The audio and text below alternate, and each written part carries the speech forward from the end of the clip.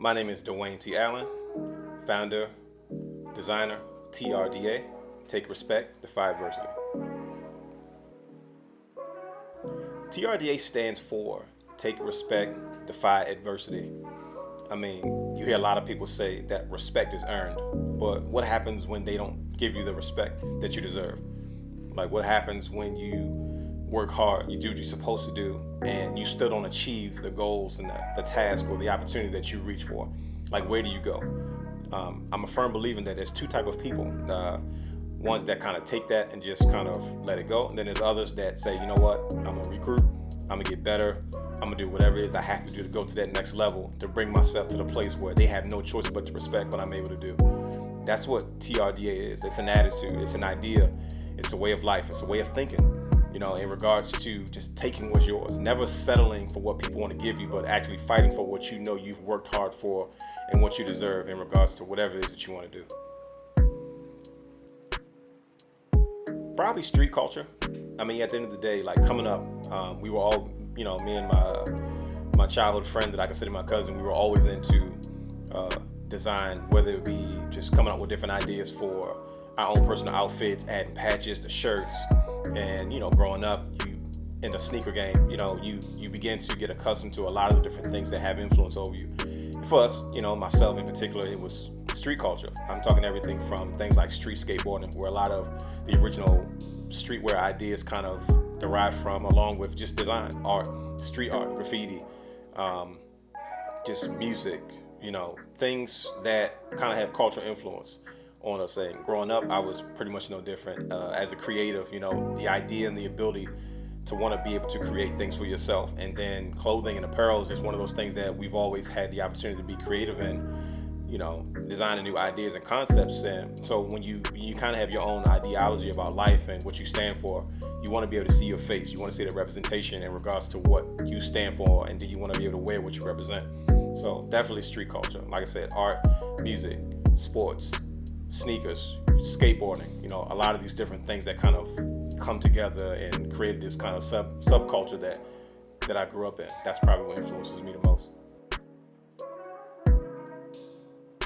I think the ability to create, the idea of trying to inspire those who've been in similar situations that I've been. I mean, we've all been in situations where you have to take respect, a lot of people don't want to give you the respect even after you've worked for it. So you got to take it. And you say, okay, well, what does that even mean? How do you take respect? A lot of times you have to defy adversity. Everyone's been through a situation where you've tried to go for something, you tried to achieve something, you tried to, work or audition, whatever it may be. Everyone's been in that space where they've wanted something that somebody told them no, that they weren't good enough, they weren't qualified for, or they weren't ready for. And that mindset has always driven me. It's always left this chip on my shoulder. And it's like, when you look for a creative way to kind of put pen to paper, naturally you think about how people express themselves. That's probably the biggest inspiration for TRDA. Just the idea of wearing something that represents me, what I stand for, as well as all those who have felt or have gone through similar situations, and just kind of understand what it means to say, you know what, I don't take no for an answer. You're going to respect me. You don't have to like me, but my talents, my gifts, everything I bring to the table is going to pretty much make a way for me.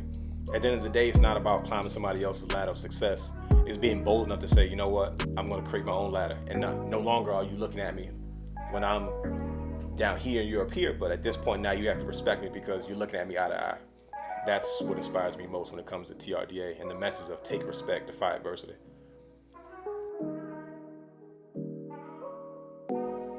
Probably when I was like 12, we were getting older and we were getting into sneakers and skateboarding. Like we were being exposed to street culture. I know it was considered a subculture back in those days, but it was the thing that had the biggest influence on us. We would get magazines and catalogs where we saw these things that we were interested in, and yet as we got older, that's kind of where our styles kind of began to evolve from.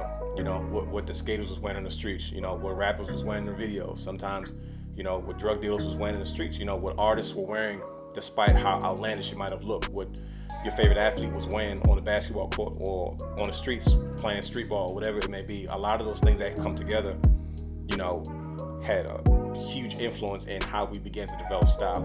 And then as time kind of evolved and resources and things were made available, you were able to kind of take those ideas of your own style and your own evolution of what you were trying to do or express, and you kind of put it together. And that's kind of what brought together the idea of let's create something that has us written all over. Let's create something that gives a voice to a demographic that, in the message streetwear community, where we're trying to inspire those who come from these places that, can be often looked down upon. I got the idea from just coming up, playing sports, in the classroom, whatever it may be. I kept saying I gotta take respect. Every time I did something, things wouldn't work out the way I wanted to work out. I had to fight for it and fight for it. So I found myself having to take respect. I gotta keep taking respect. And after a while, I just, I would say take respect a lot. And then I guess when you look at the other half of that, it's like I gotta always go through some type of adverse situation just to get to the other side. But at the end of the day, without no struggle, there's no progress. And when you look at defy adversity, it almost became the standard. It wasn't something that just happened every once in a while. Everything I did, it was like, I gotta defy adversity. So then I found myself saying, I gotta take respect, I gotta defy adversity. TRDA.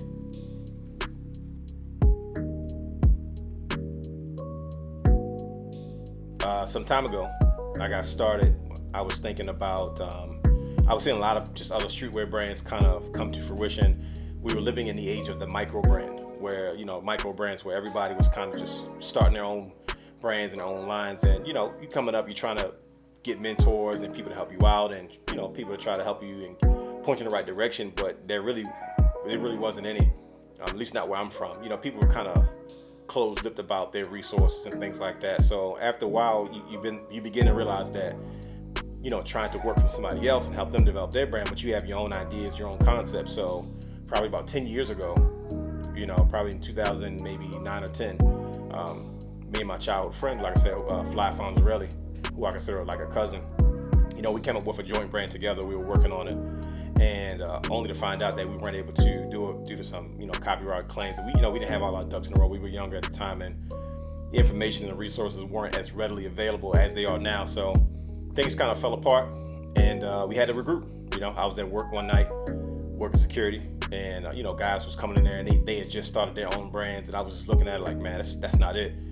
And I was like, man, I just kept thinking about what I would do if I had the opportunity to start my own brand. And that was kind of how it spiraled from there. Just years and years of research, years and years of being engaged in the community, years and years of understanding the ins and outs of the business, the creative aspect of it, the design aspect of it, the marketing, the sales, all those things that I did for fun. Like, I was always engaged in the culture. Like, I didn't just decide to start a clothing line and just jump into it to make money. I was always engaged at the end of the day. It was what I did for fun. I mean, I've blogged on streetwear and sneaker culture and skateboard culture for almost 10 plus years.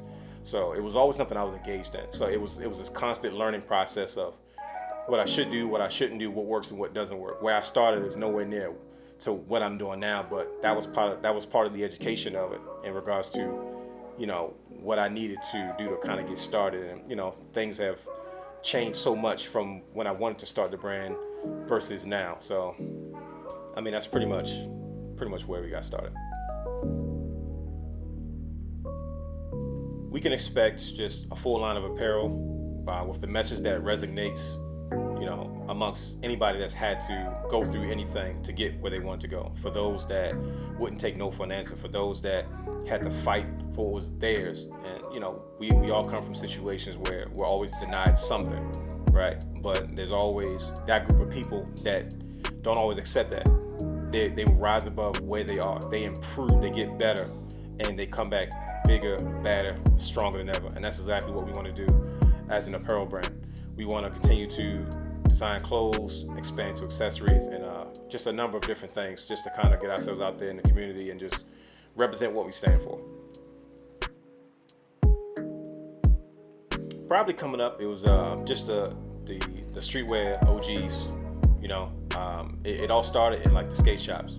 View Skate Shop in Baltimore, Maryland was one of the places that we were exposed to a lot of different brands that we didn't always see outside of the magazines, but it's just, when you look at the heavy hitters, you look at a lot of independent brands, you look at brands like FCLG, First Class Lifestyle Group, of course you got your Palace, you have, Diamond Supply Co., you got Supreme, you got Stussy, you You got Staple, a lot of the OG brands. You look at Fragment Design, even a lot of Japanese labels, Undercover, do you have Undefeated, you got CDG Play, just a lot of different brands with global aspects of it. Of course, Off-White with Virgil Abloh, and there's just a ton. There's a lot of brands. Bape, of course. Bape has always been one of those unique brands that kind of always made statements. And when you look at how you design things, there's a lot of different brands that have been successful, that have incorporated so many different elements to what you do as a designer. And it's always good to come up with new ideas and new initiatives and new concepts. But it's always good to also to take from those who have been successful in regards to how they produce their clothing, whether it's blanks, whether it's their designs, whether it's how they market their things. So those are a few of the brands that kind of inspired me coming up. I think it took so long because I took a different approach. I think when it comes to TRDA, I wanted to make sure that I made a really good first impression. I believe that from a marketing standpoint, it's important to punch people in the face when it comes to your presentation and making an impact. You can always tell somebody about what you're doing. You can always talk about your dreams and things you plan on doing, but it just hits differently when people actually see what you're doing. When people kind of see what's going on rather than what you've told them that you're doing. It's like you can tell them, oh yeah, I want to start this, I want to do that, I'm going to start a clothing brand, and I'm going to do this. And they say, oh, that's nice, we appreciate that, that's cute, until you actually show up with the clothing brand, your marketing, how you display it, how you put it out there, how it's presented, and also how you wear it. And then all of a sudden, it just has a different impact. From where I started to where I am now, it's just completely different. And I'm glad that it took this long because there was an education process that needed to take place. Also, sometimes the resources weren't always available.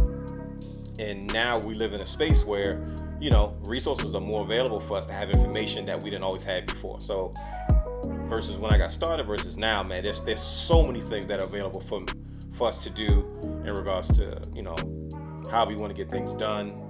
And just some things just take time. And TRDA is just one of those. It's one of those things I didn't want to rush. It's not just a brand. It's an idea. It's a lifestyle. It's a way of thinking. It's my approach to everything. It's my experience. So whether it was 10 years ago or now, as we finally launch, I wanted to make sure it was done right. I wanted to make sure it was done as correct as possible. I wanted to make sure that it represented us to the fullest and that we put out the best product available as we kind of start this journey. I would definitely say, first of all, just follow your dreams, right? Sometimes you got to break the rules, be persistent. Don't give up on the concept because it's not fully developed. Take a risk, bet on yourself. Now, I know I'm saying a whole bunch of cliches, but at the end of the day, that's what we stand for. You may be in a space where you're living a life that you're just not comfortable, you're just not satisfied. You can do more, you want more. Always do the research. Don't forsake the education of the process. Embrace the process more than anything. My process took longer than I wanted to, but it's in that process that I've learned so much, not only about design or in regards to the brand itself, but just our overall approach of how we need to do things the correct way. A lot of brands start and they stop because they didn't take the time to establish a good foundation for what it is they were trying to do. So don't neglect the process, kind of embrace it, be patient, and just do what feels right.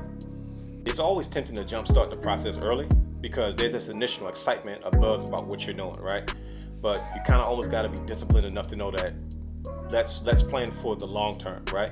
I didn't start a brand just to start a t-shirt line just to say I made t-shirts. This is something that I seriously considered that I really wanted to do in regard to my approach and why it took so long in the first place. So there's always that temptation or this, that idea to, hey, why don't we start this early? Why don't we do this now? A few people saw a few shirts, they were samples. Now granted, the quality of the samples, it was my first time getting samples actually made, and they weren't to the quality of it, but people still liked it. And I could have said, hey, I'll sell these now and call it a day, but I was in no way, shape, or form ready to even perform taking orders or perform even trying to restart that process or make enough money from the shirts that I had to kind of reinvest back in the brand, redevelop new shirts, and continue to build the brand that way. There was a lot that I needed to learn. So it's always tempting to want to get out, just jump out there. And for some people that actually works. It's actually not a bad way of doing it because sometimes people learn best from making those mistakes. But I was a little bit different because I was so engaged with street culture, with streetwear, with street fashion, that I've seen so many brands come and go. And that was one of the things from the very beginning that I said I didn't want to do. I didn't want to be a brand that just, start 1 week and then 2 months later it's gone. A week later, 6 months later down the line, it's no more. That's not what I wanted. And the biggest thing that I wanted to do was learn from other people's mistakes. I've seen a lot of brands come and go that looked successful, that at one point I was starting to pattern my own brand and how I do business after those brands, and then they were gone. It was those experiences that made me say, look, let's be educated about what's going on, not only in regards to street culture and design, but also the business of running an apparel line and running any type of business. There's always these aspects that a lot of people forsake when it comes to building brands. And that was one of the things that I said, you know what? I know we're getting a little bit of buzz and I know people are liking what I'm doing, but I don't like it. It's not to the degree that I want it to be. I want to make sure that you only get one chance to make a first impression. That's what they always tell us, right? I wanted to make sure that when I made that first impression, that it was the impression that I wanted to leave, that I established myself as a designer, as a new owner of a streetwear label, and that things were done on the same level as any designer in the world. So you got to be patient. My name is Dwayne T. Allen, owner, designer, TRDA. Take respect, defy adversity.